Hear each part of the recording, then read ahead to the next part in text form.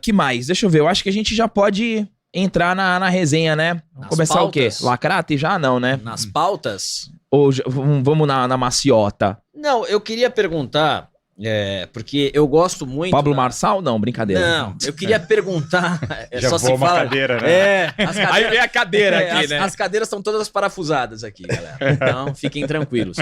Mas eu queria perguntar pro professor, que ele tem uma abrangência muito maior na questão histórica. E o cinema, muitos governos utilizavam o cinema para passar propaganda do partido. Perfeito. E hoje a gente esbarra algo que não é novo, se a gente for pensar historicamente. Sim. Só que com uma roupagem mais moderna. Eu queria que você sintetizasse, professor, como que a propaganda política, na tua visão, ela sempre influenciou no cinema e como isso passa a percepção das pessoas. Isso sempre existiu, mas aí deu uma parada, em alguns governos totalitários, mas isso não é novo. O tal woke, né? Ele não é novo.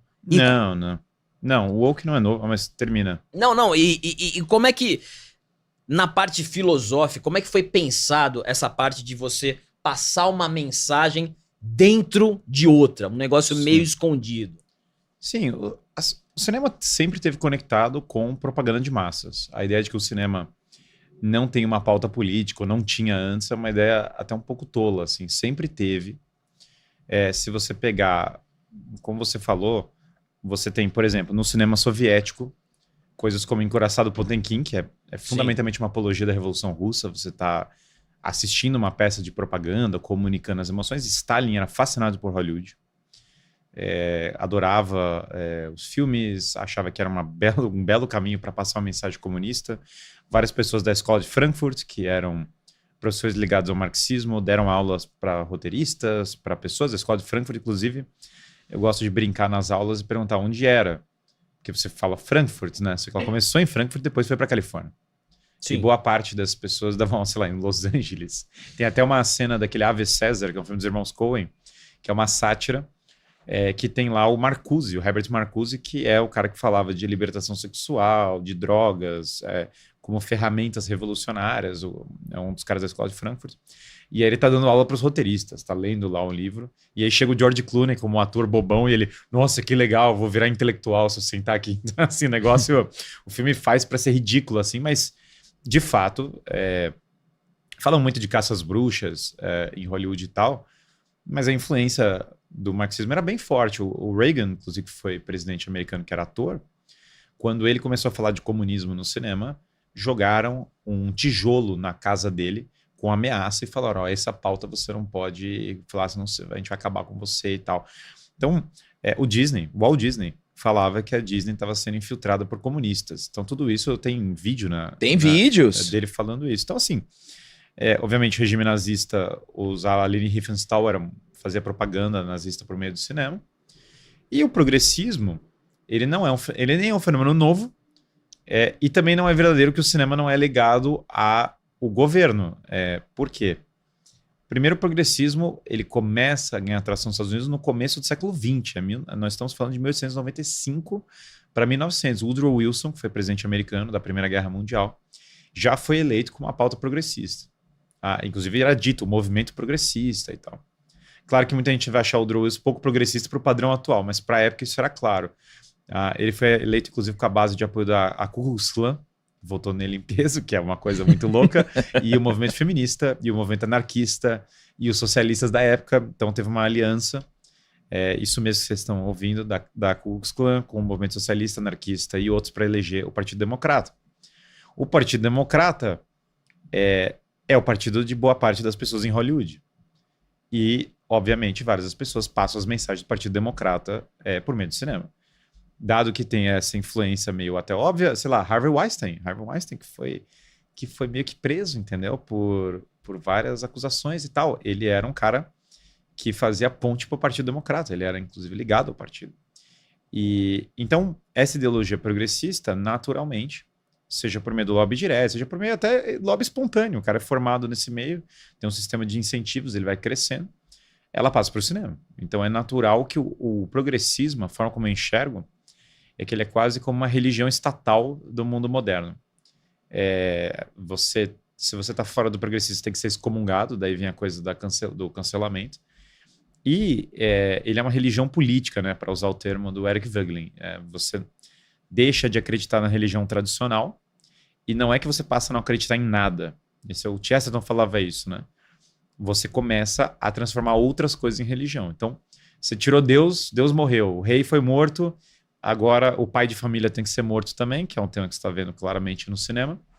E a próxima etapa é o seguinte, bom, tudo que for autoridade ou masculinidade vai ser demonizada, e isso vai essa vai ser a religião política, né? Então, se você olhar um fenômeno como a Coreia do Norte, por exemplo, eles vão falar que é um estado ateu. Mas, na verdade, há um culto da figura do líder. Então, na verdade, é uma espécie de religião política. E o progressismo exerce, basicamente, no Ocidente atual, nos Estados Unidos, um efeito... Ele tem um papel muito parecido, né? Então, ele regimenta pessoas para um poder específico, ele cria uma coalizão de pessoas que tem fins eleitorais, e ele dá um sentido de militância para as pessoas. Então, quando a gente olha para esse fenômeno, é natural que o cinema seja, como já era na cabeça do Stalin, como já era na cabeça de tantos totalitários, que ele seja um meio de expressão para essa pauta. Daí que vem a mensagem, né? Como eles brincam, né? Nós estamos aqui fazendo isso pela mensagem. Então, o negócio pode dar prejuízo, o negócio pode ter 1000 problemas. No entanto, tem um cara do RH, tem um departamento da diversidade, o DEI. E você sabe que por exemplo, a BlackRock, que é tipo um shadow bank trilhardário, e eu não estou exagerando, ele veio muito com essa pauta ESG, e basicamente vai comprando empresas e botando essa pauta, né? Então eles vendem um ETF, que é uma moeda, ETF não é uma moeda, né? Mas é um produto que basicamente o produto deles é a economia americana, que é o S&P, né? E aí eles vendem isso, eles ganham uma grana violenta, infinita, tem muita conexão com o governo, eles vão comprando empresas e aí eles botam pressão para ter ESG. Então você vai fazer um filme, o filme, ele basicamente, você vai passar lá e vai ter 6 layers de oligarquia, de burocracia, não sei o que, para inserir a pauta no seu filme. Então, se você olhar a história do cinema, quem conseguiu produzir grandes filmes e grandes coisas era o cara que era o monarca da empresa, era o cara que era o monarca do filme, o cara que bancava, que segurava o filme na rédea. Era o Alexandre o Grande do filme. Então, o Hitchcock era o cara que queria mandar no filme dele. Se você olhar o George Lucas pegou... Cara, o George Lucas bancou um negócio quando ele fez o original na raça, entendeu? Empréstimo bancário. Não tinha dinheiro, bota uma máscara, aproveita cenários anteriores para ser o dono do filme. O Walt Disney era o dono do negócio total. Então você tem essas figuras, né? John Ford, os caras do cinema clássico. Frank Capra, para fazer Felicidade Nos Compra, foi feito contra tudo e contra todos, até contra os estúdios, né? E hoje o que você vê, longe desses grandes criadores, desses grandes artífices de obras, né?